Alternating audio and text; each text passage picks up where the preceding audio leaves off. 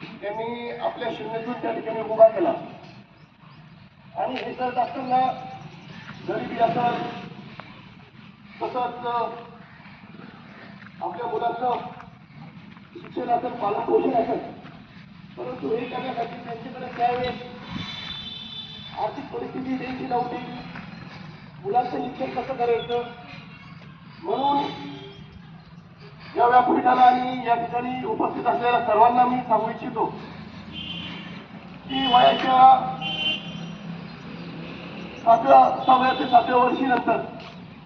त्यांचे मोठे मुलगा जो आहे संतोष फुलसौंदर हा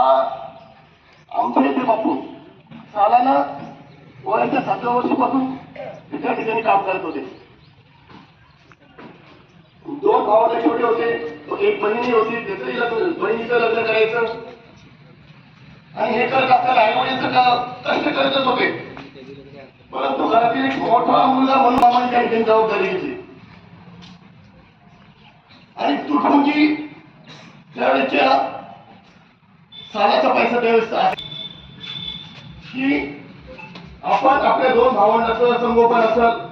आई वडिलांना हातभार असेल, आपल्या बहिणीचं लग्न असेल, हे करण्यासाठी त्यावेळेस संतोष मामाने पुढाकार घेतला आणि त्यांचं काम जे आहे बापू ते सर्व